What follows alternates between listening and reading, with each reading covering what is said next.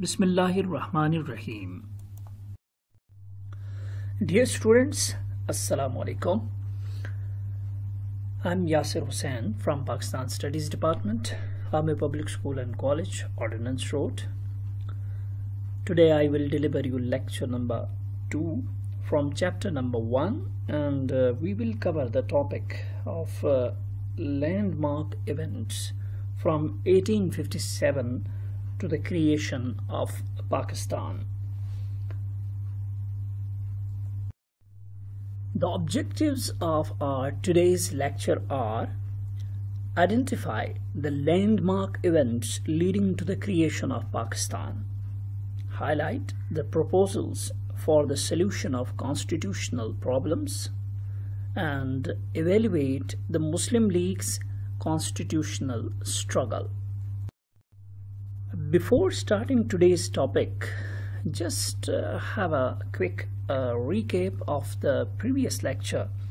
In lecture number 1, we have discussed about the definition of the term ideology. Then we also discussed about the Islamic concept of the nationhood, how the Muslims are different from the rest of the world. Then the definition and explanation of the two-nation theory, that definitely two-nation theory with regarding to the Hindus and Muslims living in the subcontinent.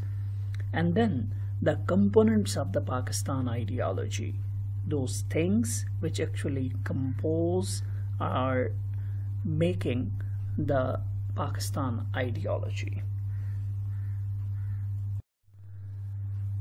Dear students, our country Pakistan was not made in a single day. Behind its creation, there are enormous efforts of the Muslims of the subcontinent, the leaders who played a role. And therefore, in this lecture, we are going to discuss about some of the landmark events, very important events that lead to the creation of Pakistan. Since 1857 to the creation of Pakistan, 1857, because before 1857 the subcontinent was ruled by the Muslims, and the last emperor was Bahadur Shah Zafar, the Mughal emperor. Therefore, after that, the Britishers occupied this subcontinent, and the British Raj started over here. Therefore, from here till the creation of Pakistan, in a glance, we will discuss very briefly the different events. Then later on in the coming lectures, we will discuss some of the important events and which are part of your syllabus in detail. Dear students, as you know that the proper date of the advent of Islam in the subcontinent is considered as 712, when Muhammad bin Qasim defeated Raja Tahir, the Hindu ruler. After that, Islam reached to the other parts of the subcontinent. That's why Sindh is known as Babul Islam, the door to Islam. With the passage of time, the Muslims increased in the subcontinent, but the first Muslim state or empire was established by Qutbuddin Aibak in round about 1208. From that time period to 1857 till the War of Freedom or Independence, the Muslims ruled over the subcontinent. Then in the 18th century, the Britishers came to this region with the aim of trade. British East India Company started establishing factories, they started producing ammunition and so on, and it became a state within a state. Then the clashes, local clashes, the local soldiers, both Muslims and Hindus, with that of the Britishers started, which ultimately turned into a full-fledged war, which the Muslims considered as the War of Independence. Unfortunately, during this War of Independence, the Muslims were defeated. The Muslim rule in India came to an end, and here started the British rule in India. In 1858, the control of the government was handed over to the British Crown, and then from that to till 1947, with the partition of the subcontinent, there was the rule of the Britishers in the subcontinent. The details of other things we will definitely in the coming lectures discuss, but here only briefly we will have to look at the events. But I have told you the background which was necessary over here. Aligarh movement was one of the important events. Actually, this is the movement which started soon after the 1857 War of Independence, and the participants or the leaders involved in this movement took part in the creation of Pakistan, also took part in the Pakistan movement. Sir Syed Ahmad Khan was considered as the founder of this movement. He emphasized the Muslims to get the modern education, English, learning of English, and be loyal to the Britishers. He established a number of schools, and then in 1875 Aligarh School and other institutions were founded, which later on became that of the Aligarh University in 1920.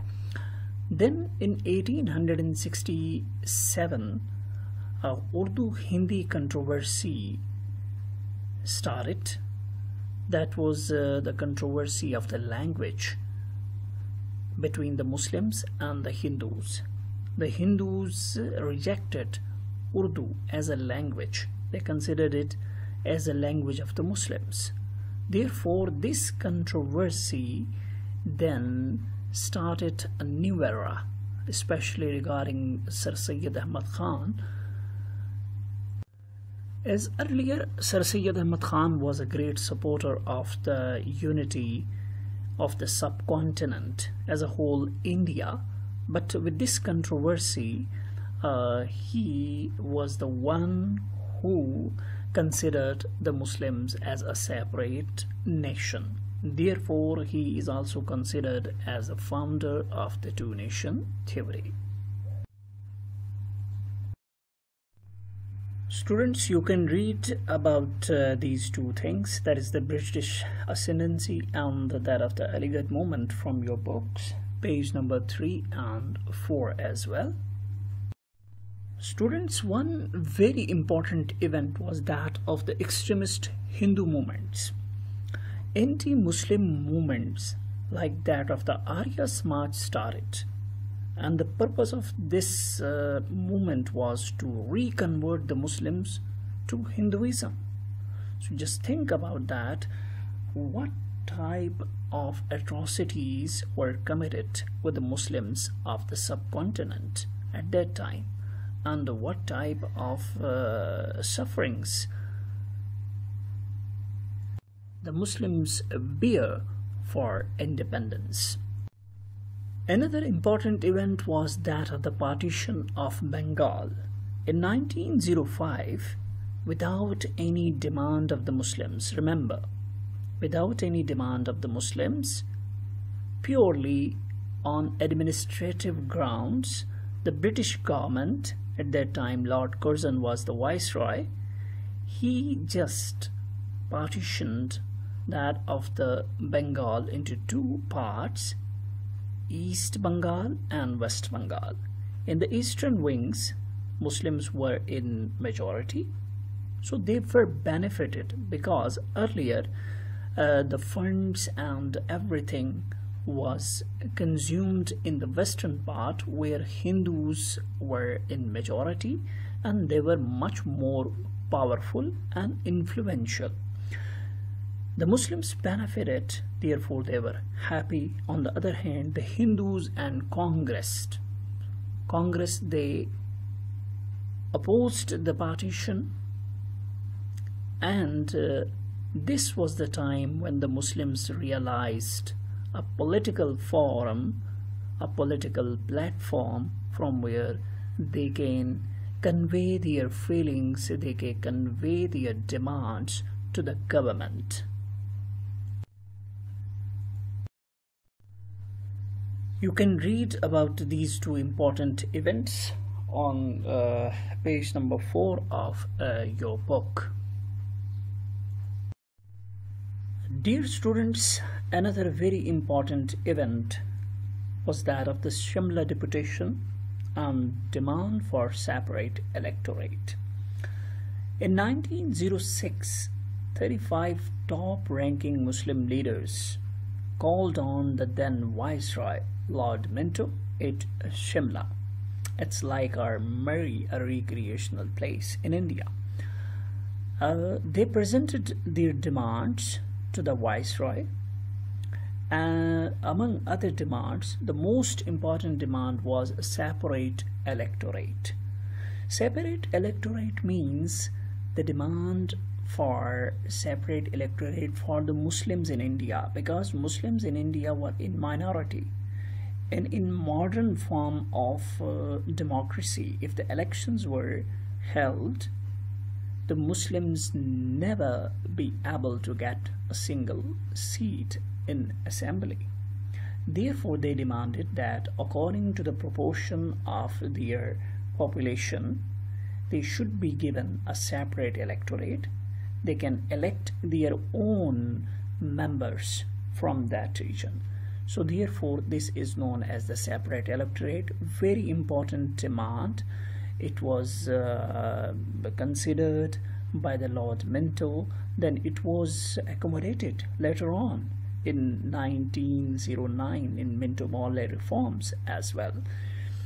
The Viceroy's response was very positive and encouraging, and therefore with this encouragement and positive response, the Muslims during this year, in December 30th, 1906, they founded the first Muslim party, political party in India, that is known as All India Muslim League. All India Muslim League was founded in Dhaka during the Mohammedan Educational Conference that was annually being held at that time, when it was started by Sir Syed Ahmad Khan back in 1886 for the purpose of education.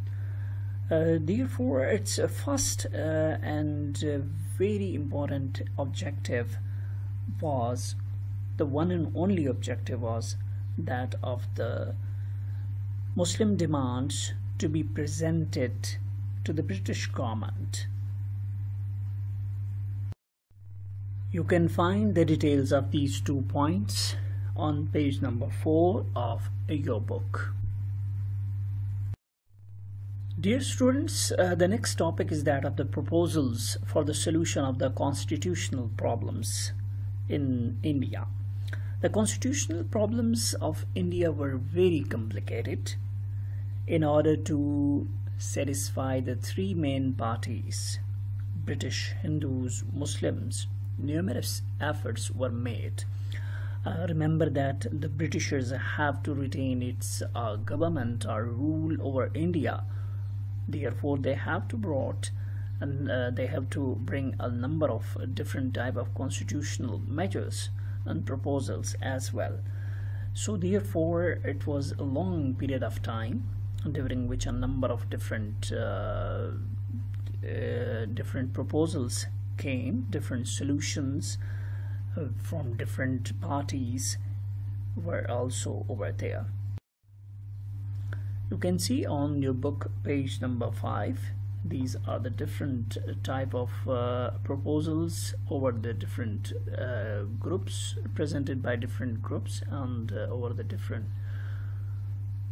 time periods, such as Minto Mauldary reforms in 1909, the Lucknow Pact of 1916, a very important one. Then Montague-Chelmsford reforms, our Government India Act of 1935, the Delhi Muslim Proposals 1927, Simon Commission 1928, Nehru Report, All Parties Muslim Conference, the Qaeda-Azam's 14 points, the Round Table Conferences in London from 1930 to 32, then the new constitutional arrangement, the Government of India Act 1935, likewise arrival and failure of the Krebs mission, then the Cabinet Mission Plan, British Prime Minister's Declaration of February 20th, 1947, announcement, Mountbatten's arrival in 3rd June